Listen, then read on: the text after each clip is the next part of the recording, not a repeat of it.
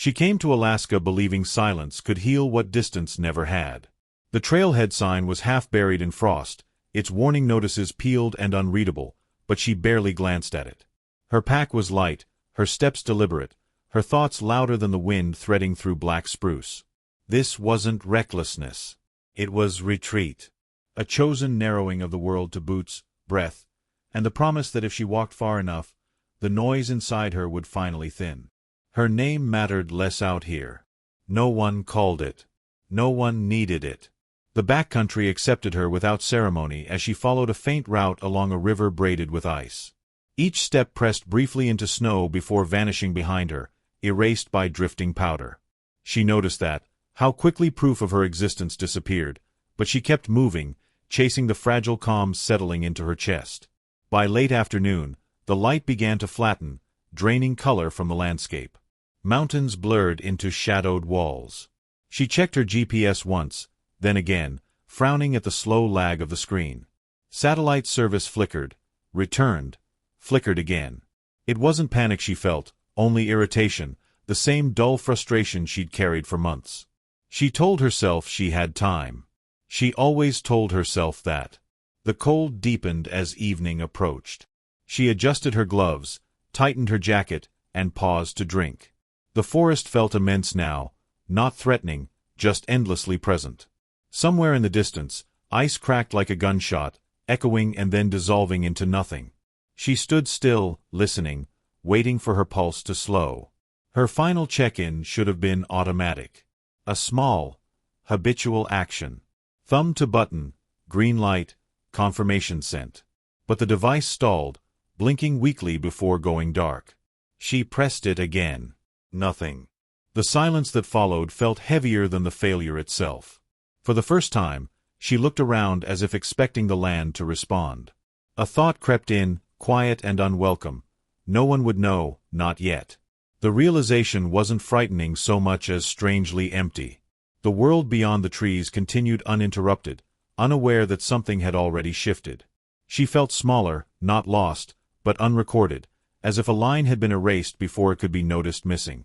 She considered turning back. The thought surfaced clearly, sensibly. Yet the trail behind her already looked unfamiliar, reshaped by fading light and wind. Going forward seemed just as logical as retreat. So she chose motion over doubt, continuing deeper as the temperature dropped and the forest closed in. Night arrived without drama. One moment she could still see the river's pale curve, the next, it was gone. She set up camp hurriedly, fingers stiff, movements clumsy. The quiet pressed close, complete and absolute. When she finally sat down, wrapped in layers, she exhaled a breath she hadn't realized she was holding. Sleep came in fragments. She woke often, disoriented, listening to unfamiliar sounds that might have been wind or something heavier moving through brush. Each time, she told herself it was nothing. That morning would clarify everything. In the dark, reassurance felt reasonable. Fear required energy she refused to spend. Somewhere between waking and rest, she sensed how thin the margin had become, how easily a small mistake could widen into something permanent and unnamed. The wilderness did not threaten her. It simply waited, patient, vast, and utterly indifferent. By dawn, the wilderness held only one sign she had ever been there. The soft imprint of footsteps leading nowhere, already filling with snow, without witness, record, warmth, direction, mercy, left. No one noticed the moment she vanished. Morning never fully arrived. Light seeped into the forest slowly, diluted and gray, as if the night had decided to linger. She woke stiff and disoriented, breath fogging inside her shelter. For a moment, she believed everything was normal, that this was simply another cold morning on the trail. Then she reached for her device again and felt the same hollow absence. Her fingers trembled as she checked her surroundings. Snow had drifted overnight, softening the ground, muting edges. The river she'd followed was no longer visible from where she sat. Landmarks she remembered with confidence now looked subtly wrong, rearranged by darkness and weather. The realization crept in quietly. She didn't know which direction would lead her out. She stood too quickly, dizzy, the cold biting deeper than before. Hunger was already there, sharp and impatient.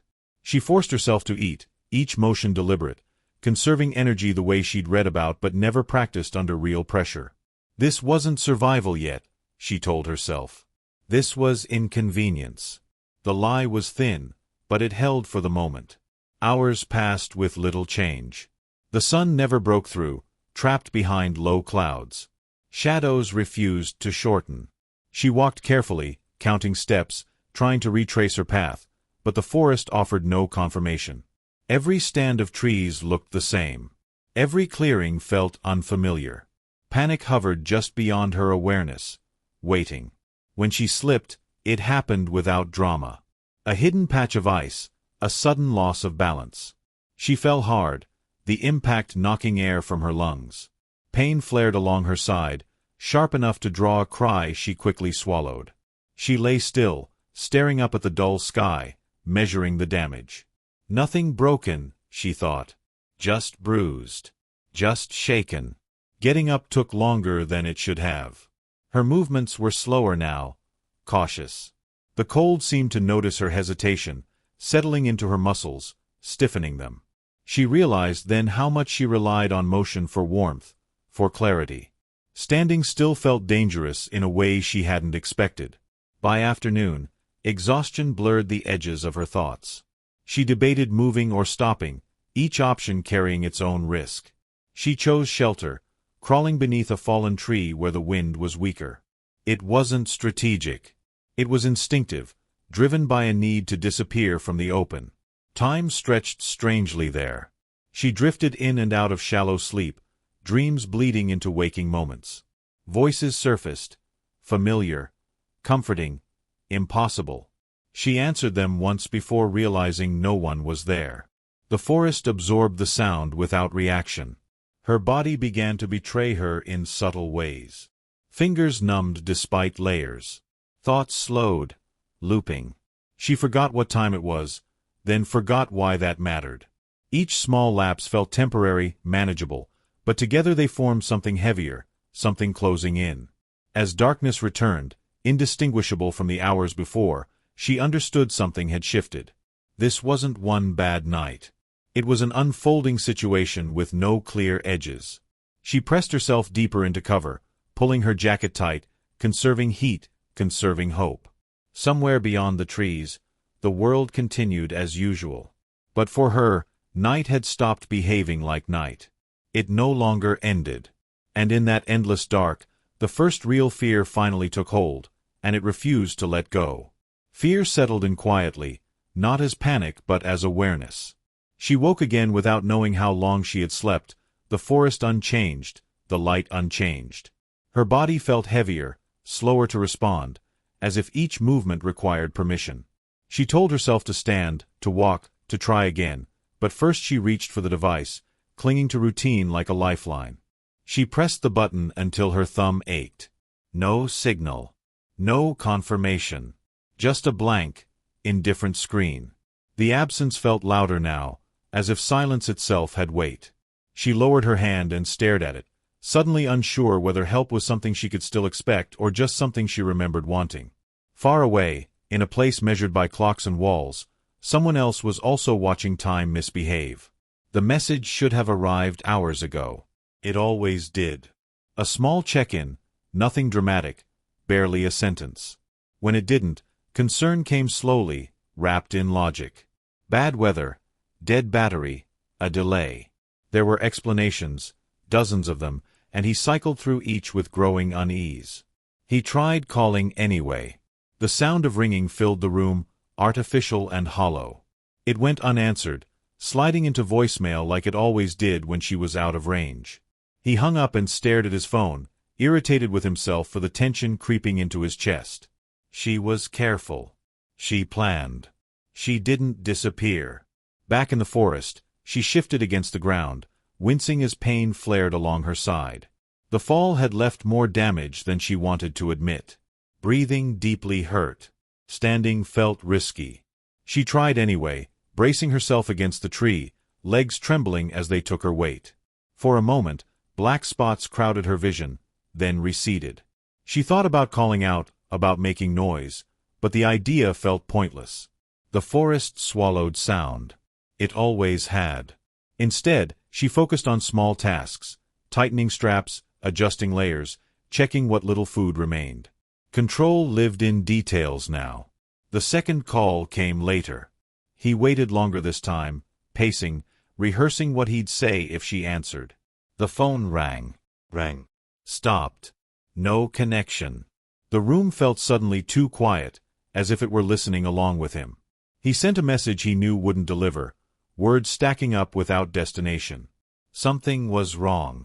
The certainty arrived fully formed, bypassing doubt. He pulled up maps, scrolled through past messages, tracing her planned route with his finger. It looked harmless on the screen. Lines and labels. Nothing that hinted at danger. In the wilderness, the day continued its gray, endless stretch. She moved only when she had to, conserving warmth, conserving strength. Hunger dulled into something distant. Thirst remained sharp. She melted snow slowly, methodically, aware that mistakes now carried consequences she might not be able to undo. As evening returned, if it ever truly left, she felt the edges of herself blur. Thoughts came apart, then stitched themselves back together incorrectly. She wondered briefly if anyone had noticed yet, if concern had crossed into action. The idea comforted her more than it should have. Night pressed in again, unchanged, unending. She curled tighter beneath the fallen tree, listening to her own breathing, counting it, afraid to sleep too deeply. Somewhere beyond the trees, a call had failed to connect. And with that failure, the space between worry and search quietly began to close. By the time concern hardened into action, the weather had already closed in. Low clouds clung to the mountains, and visibility along the backcountry corridor shrank to uneasy fragments. Morning briefings were cautious, restrained by protocol and probability. No one said the word lost yet. They said delayed. They said missing check-in. The first boots on the ground followed maps more than instinct. A small team moved along the planned route, scanning for obvious signs, calling her name only when the wind allowed. Their voices felt intrusive in the vast quiet, quickly absorbed by trees and snow. Nothing answered back. No gear. No tracks that could be trusted. From the air, the land looked deceptively gentle. A bush plane traced the river's curve, its engine cutting briefly through the stillness before fading again. The pilot flew low, slow, knowing how easily human shapes blended into shadow and brush. He saw ice, fallen timber, animal movement. No signal flare. No movement that lingered long enough to be hope. Hours passed, then more. Weather reports worsened. The search coordinator weighed each update with visible strain, balancing urgency against safety. Expanding the search too fast could cost lives. Waiting could cost one. Decisions stacked up heavily, each one imperfect. She felt none of this directly. Beneath the fallen tree, time compressed into discomfort and cold. Her world was reduced to breath, pain, and the careful management of heat. When she shifted, her side screamed in protest. She learned to move less, to think smaller. Survival narrowed her focus until even fear felt inefficient. Night returned without warning, identical to the hours before it. Snow whispered down through branches, sealing her into stillness. She imagined footsteps that weren't there, voices that dissolved when she tried to answer. Each illusion left her more tired than the last. At base camp, doubt crept in quietly. Someone mentioned animal tracks confusing the trail. Someone else noted how quickly evidence vanished after snowfall. No one said it aloud, but the possibility hovered. She might be hidden by the very choices keeping her alive. The second day ended without progress. Maps gained circles. Coordinates multiplied. Hope thinned but did not break. The pilot volunteered for another pass at first light, despite the forecast. The coordinator nodded, saying nothing, eyes fixed on the darkening horizon. In the forest, she pressed her forehead against frozen bark and concentrated on staying awake. Sleep felt dangerous now, like surrender. Her thoughts drifted to the last message she'd tried to send, the small act that should have anchored her existence to the outside world. Somewhere beyond the trees, searchlights powered down for the night. Radios fell silent. Plans paused. The gap between her and them remained, wide and cold. And though the search had begun, it had begun after the wilderness had already claimed too much time. They would resume at dawn, telling themselves that night searches risked more than they saved. Procedures required patience, even when instinct screamed otherwise.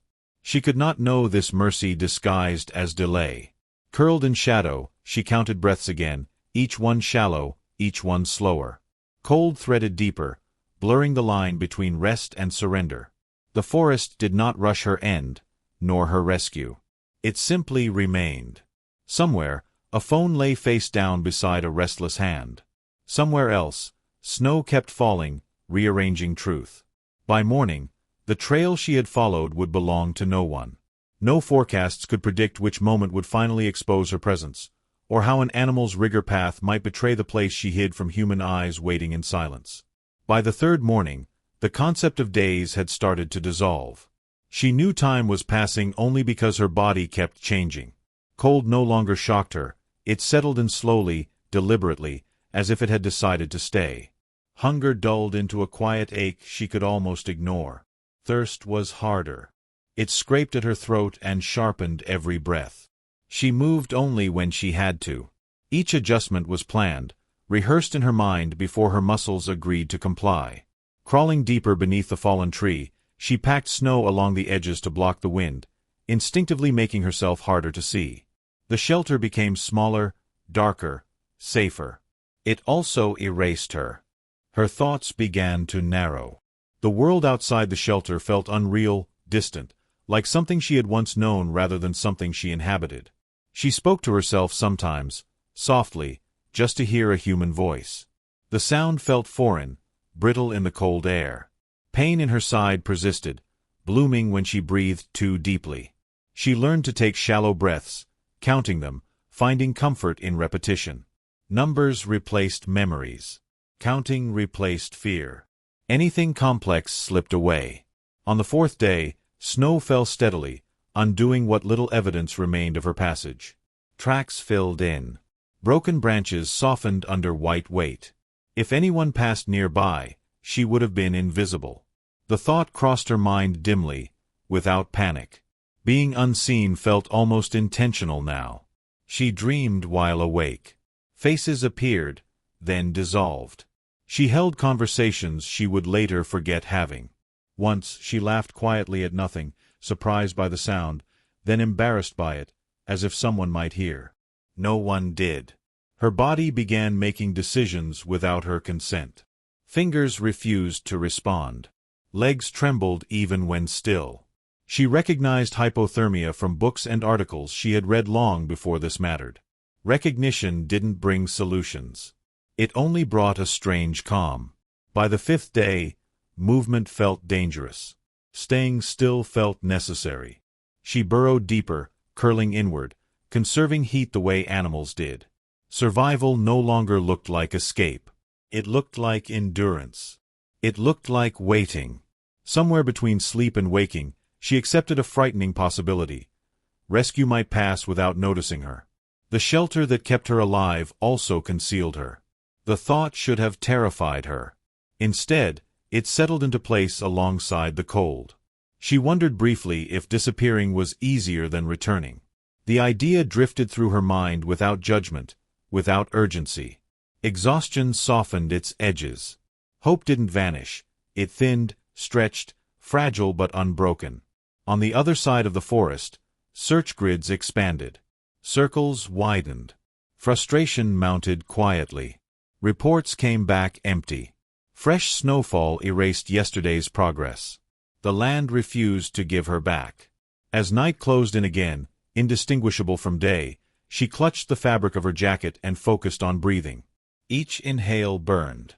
Each exhale fogged briefly, then vanished. She matched her breaths to the imagined rhythm of footsteps, pretending someone was nearby. The forest held her, hidden and still. 5 days had passed. She had not moved far, but she had faded.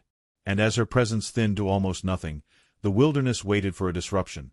Something loud, sudden, and alive enough to expose what patience had concealed. She could not know that timing had begun to turn against her in subtle ways.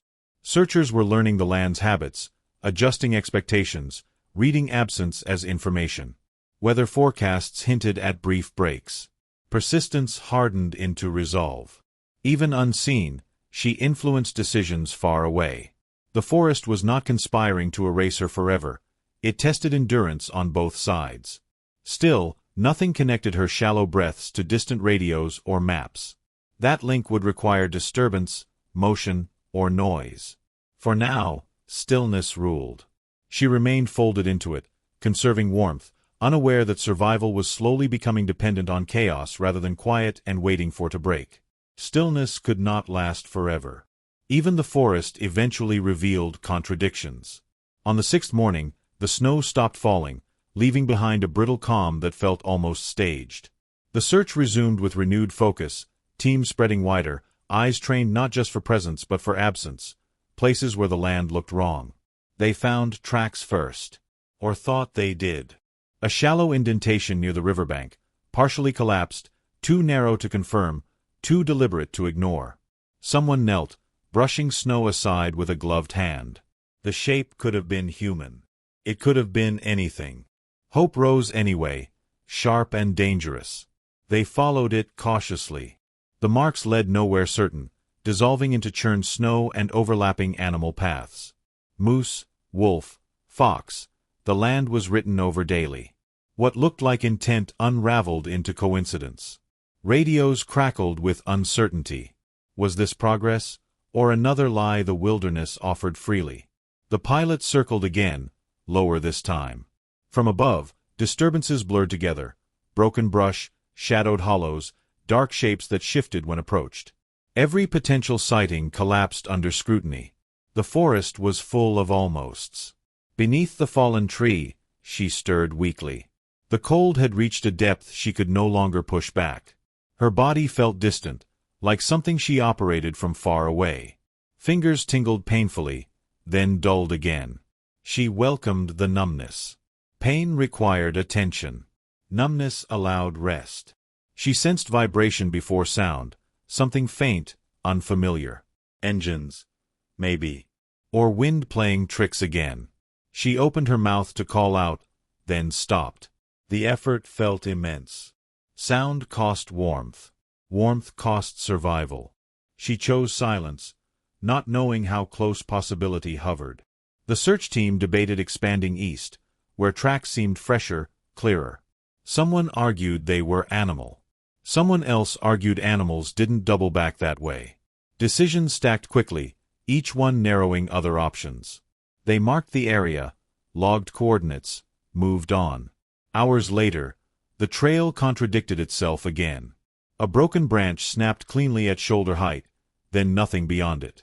A shallow depression that suggested weight, then vanished under untouched snow. Evidence that refused to commit. Frustration thickened, unspoken but shared. She drifted in and out of awareness. Memories surfaced uninvited.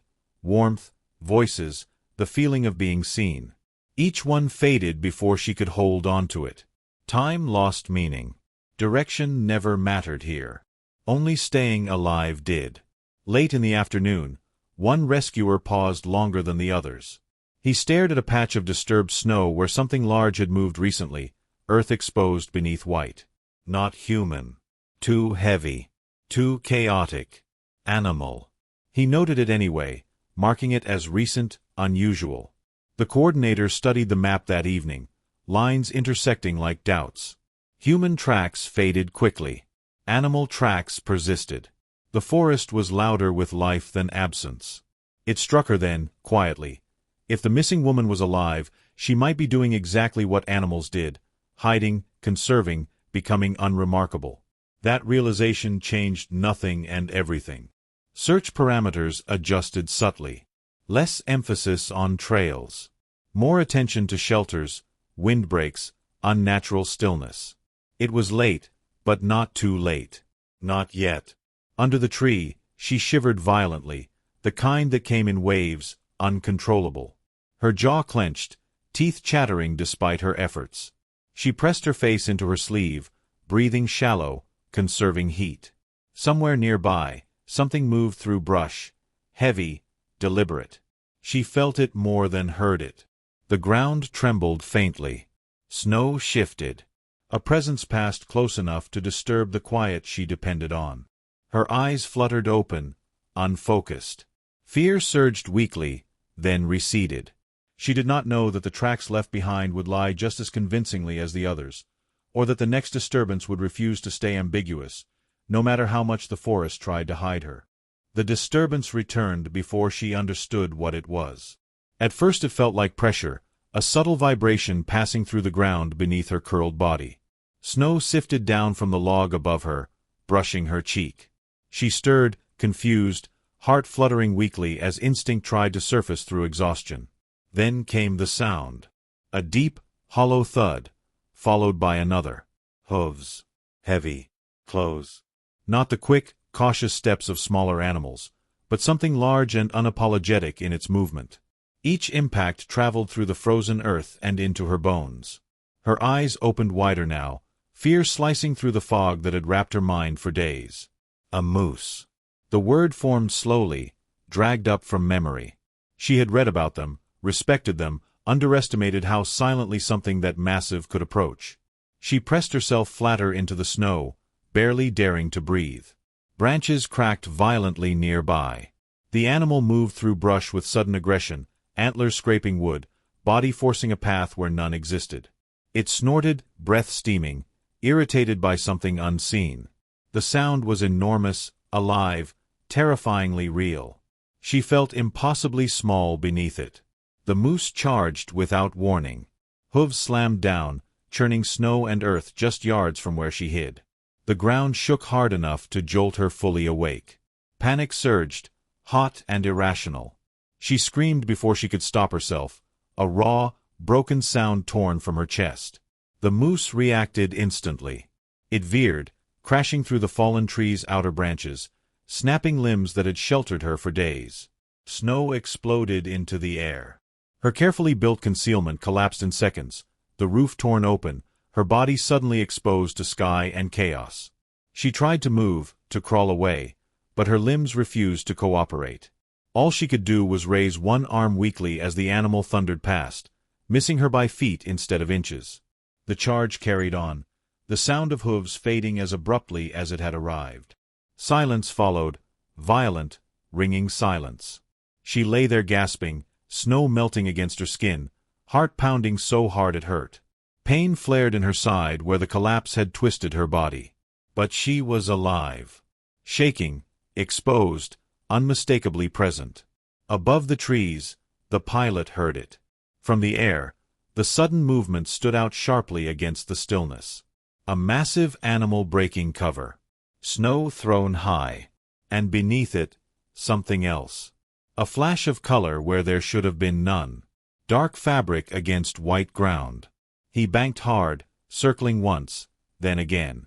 This time the shape didn't disappear. It stayed. Too still. Too deliberate. His breath caught as he radioed coordinates, voice tight but controlled. On the ground, searchers responded instantly. Radios crackled with urgency. Teams redirected, boots pounding snow as adrenaline replaced fatigue. The forest no longer felt infinite. It felt specific. She heard nothing at first. Her ears rang, filled with her own breathing. Then, faintly, a sound cut through, distant, mechanical, growing. Voices followed, carried on cold air. Real voices. Human voices. She tried to answer. The effort burned. Her mouth opened, no sound coming out. Panic flared again, sharper now. She gathered everything she had left and screamed. It was barely a sound, but it was enough. A rescuer broke through the trees seconds later, then another. Their expressions shifted from urgency to shock to relief in a heartbeat. She saw their mouths move, felt hands on her shoulders, warm through gloves. Someone kept repeating her name, grounding her to the moment. As they wrapped her in blankets, lifting her carefully, the forest seemed to exhale. The hiding place that had preserved her had been destroyed in an instant. What patience had concealed, chaos had revealed. She drifted as they carried her out, consciousness slipping, the sound of hooves still echoing in her mind. Rescue had found her not because she moved, but because the wilderness finally moved first. She drifted in and out as they moved her, the world tilting and blurring between white sky and dark branches. Hands stayed on her constantly, firm and careful, anchoring her when awareness threatened to slip away. Someone spoke close to her ear, slow and steady, repeating simple phrases meant to keep her present. She focused on the sound, letting it replace the chaos still echoing inside her head. They carried her only a short distance before stopping. The terrain was uneven, the snow deep, and her condition fragile. A rescuer knelt beside her, checking her pulse, her breathing, the color of her skin. His brow furrowed briefly before smoothing again. Calm was part of the job. Fear helped no one. Above them, the helicopter's approach grew louder, chopping through the quiet that had ruled this place for days. The wind it kicked up scattered snow across the clearing, stinging exposed skin and forcing everyone to shield their faces. She barely noticed.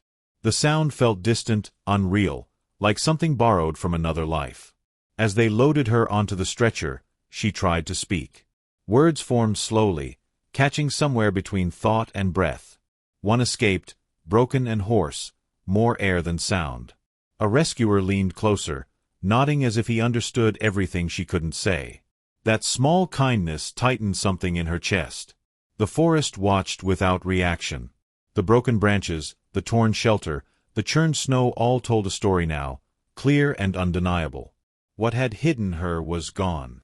What remained was evidence, of survival, of chance, of how close patience and loss had come to sharing the same outcome. The flight out was brief but jarring. Cold air followed them inside before the doors sealed.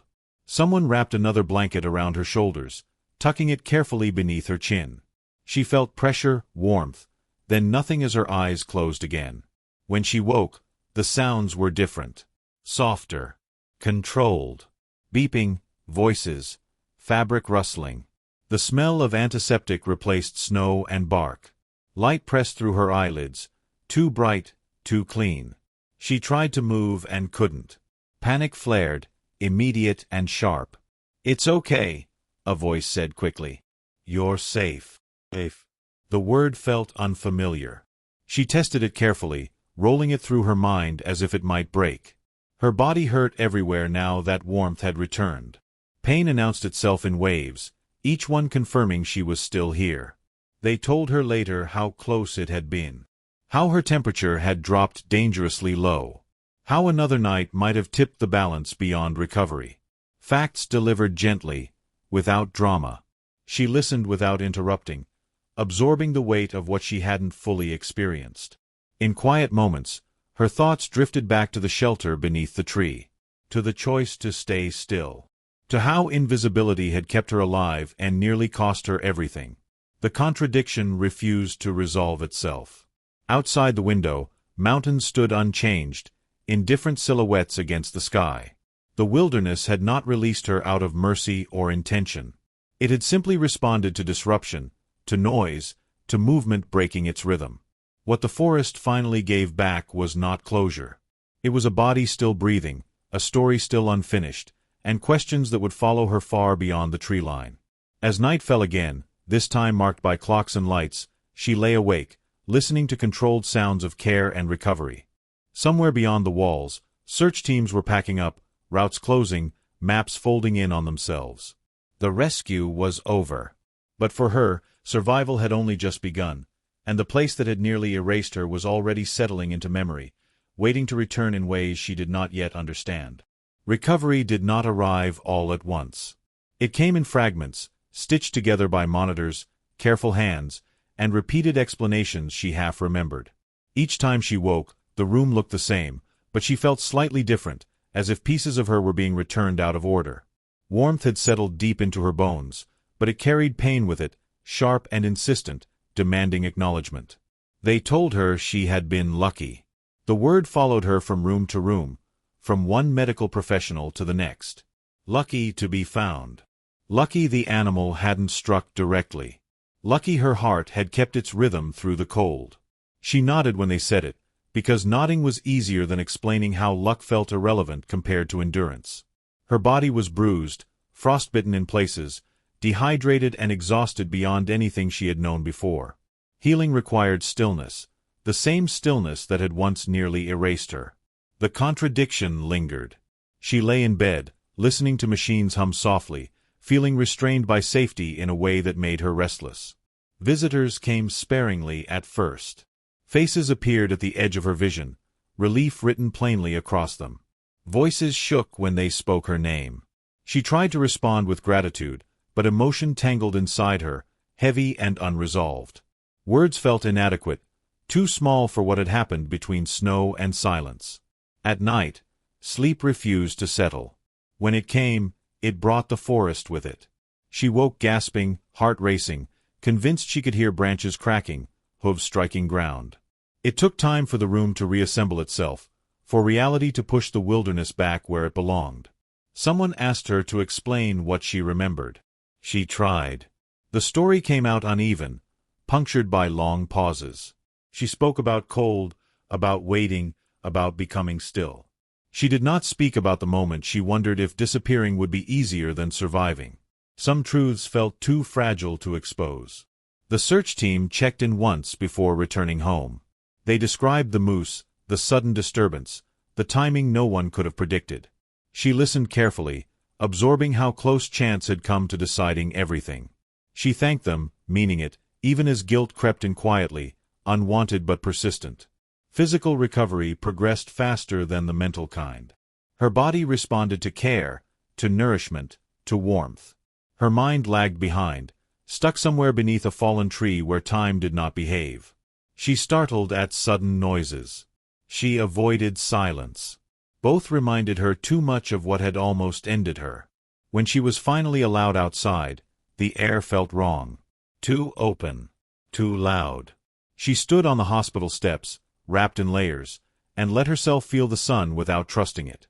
Freedom felt conditional now, something that could be withdrawn without warning. Rescue had returned her body, but it had not restored simplicity. Survival left residue. Questions followed her into quiet moments, pressing for answers she did not yet have. Why she stayed still. Why she waited. Why she lived when so many variables argued against it. As discharge papers were signed and plans discussed, she realized the wilderness had not released its hold on her. It had merely changed shape. The next chapter of survival would unfold far from Alaska's backcountry, but the test would be no less demanding. Leaving did not mean escaping. It meant carrying what remained. She left the hospital with instructions folded neatly into her bag and unfinished thoughts folded into herself. Everyone assumed the worst was over. The language around her recovery leaned toward relief, toward endings. She nodded along, smiled when expected, and learned quickly which questions were easy to answer and which ones required evasion. She talked about the cold. That was acceptable. She talked about the fall, the pain in her side, the moment she heard the helicopter. Those details fit cleanly into a narrative people understood. Survival stories required milestones, causes, effects. They wanted clarity. She offered it carefully. What she did not talk about were the long hours beneath the tree, when thinking stopped feeling useful. She did not explain how stillness had become a choice rather than a condition. How hiding had felt logical, necessary, almost comforting. Those moments didn't sound heroic when spoken aloud. They sounded wrong. At night, she lay awake listening to the ordinary noises of a safe place. Plumbing, distant traffic, the hum of electricity. Silence no longer meant peace. Silence meant exposure. She slept with a light on for weeks, then months, telling herself it was temporary. When friends asked if she would hike again, she deflected with humor. When strangers called her brave, she felt the word miss its mark. Bravery suggested intention. Much of what she survived came from hesitation, from staying still when movement felt impossible. That truth complicated everything. Her body healed unevenly. Frostbitten skin remained sensitive, nerves misfiring without warning. A sudden chill could steal her breath, transporting her back instantly. Recovery appointments focused on progress, but she measured time differently now, by how long she could exist without remembering snow. The memory of the moose returned often, uninvited. Not the fear, but the sound. Hooves striking earth. the violence of motion breaking a world that had grown dangerously quiet. She understood, slowly, that chaos had saved her. That survival had arrived disguised as threat. She avoided talking about that too. About how close she'd come to choosing disappearance over effort. How exhaustion blurred morality, blurred desire, blurred hope. Those thoughts felt dangerous even now, like acknowledging them might invite their return. People wanted lessons. They asked what she would do differently, how others could prepare. She answered practically, reciting advice she'd heard repeated back to her. Carry more supplies. Check forecasts. Stay visible. She didn't mention the part that couldn't be taught. In therapy, words came slowly. Some sessions passed in near silence, broken only by her breathing. The therapist didn't rush her. That patience felt familiar. Eventually, fragments emerged. Not a story, but impressions. Cold as pressure. Time as weight. Waiting as identity. She learned that trauma didn't announce itself dramatically. It arrived in ordinary moments. A quiet room. A paused conversation. The pause stretched too long, and suddenly she was counting breaths again, grounding herself against something no one else could see. Despite everything, she felt a pull toward the wilderness she didn't understand. Not a desire to return, but a recognition. The land had not been cruel. It had been honest. Indifferent. The danger came from underestimating what indifference demanded. As weeks turned into months, her world expanded cautiously. Work resumed. Conversations deepened. Laughter returned in brief, surprising bursts. But some questions remained unanswered, deliberately untouched. She did not talk about how part of her still measured safety by concealment. How being seen felt risky. How noise, sudden and alive, now signaled rescue as much as danger. Those truths waited quietly, unresolved. Healing did not require their immediate resolution, only acknowledgement. She carried them forward, aware that survival did not end with rescue, and neither did the wilderness. It lingered inside her, patient, ready to surface when silence grew too complete, and the world slowed enough to resemble snow again. For now, she allowed herself uncertainty. Answers could come later, or never. What mattered was learning how to exist without disappearing, how to stay present without fear. That process moved slowly, deliberately, much like survival itself. And somewhere beyond memory, the forest remained unchanged, holding its secrets, waiting for the final chapter she had yet to face and accept in whatever form ultimately took. She never returned to Alaska, not physically. But the place followed her anyway, surfacing in quiet moments when the world slowed enough to let memory breathe. It appeared in dreams first, softened by distance, stripped of pain. Just trees, snow, and space. Endless space. Time passed. The urgency of her story faded into something archival, a headline replaced by newer ones. People stopped asking questions. Life resumed its ordinary demands. On the surface, she adapted well. She worked. She laughed. She learned how to exist without constant vigilance. From the outside, survival looked complete. Inside, it remained unfinished. She discovered that places could remember even when people moved on. Certain sounds still pulled her backward, wind against glass, the crack of ice, the sudden silence after movement. She learned to pause when that happened, to ground herself in the present. Floors were solid. Walls were close. She was seen. On anniversaries she didn't mark aloud. She allowed herself to think of the forest directly. Not with fear, but with respect. She acknowledged what it had taken from her and what it had given back. Life, certainly. But also perspective. The knowledge that control was fragile, and endurance often looked nothing like strength. She understood now that the wilderness had never known her intentions. It had only responded to presence and absence, motion and stillness. The meaning she attached to it came later, shaped by survival and hindsight. In that way, the forest remained unchanged, while she did not. Sometimes she wondered what had happened to the fallen tree. Whether snow had buried the disturbance, whether new growth had already begun to erase the mark of her shelter. The idea comforted her. Evidence should fade. Survival didn't require monuments. She spoke about the experience only when necessary. Not out of avoidance, but because the story no longer belonged to fear. It belonged to understanding. She refused to reduce it to spectacle, to lessons easily summarized. Some truths resisted compression. What stayed with her most was not the cold, or even the rescue. It was the waiting. The way time had slowed until it felt personal. The way stillness had asked something of her and given something back in return. She carried that knowledge quietly, letting it inform how she moved through the world. When she walked now, she stayed aware of her surroundings, but not guarded. She allowed herself to trust again, cautiously, deliberately. Connection mattered more. Presence mattered more. Being noticed felt less dangerous with time. The forest existed still, indifferent as ever, its seasons turning without acknowledgement of what had happened beneath its canopy. It did not miss her. It did not remember her fear. But in some abstract way, it had known her, her breath, her weight, her endurance pressed into snow. That knowledge went both ways. She learned that survival was not a single event, but a continuing choice. A willingness to remain visible. To speak when silence felt easier. To move when hiding felt safe. These were quieter victories, less dramatic than rescue, but more lasting. In the end, the mystery was never how she survived 5 days hidden in Alaska's backcountry. The real question was how she carried that survival forward without letting it define her entirely.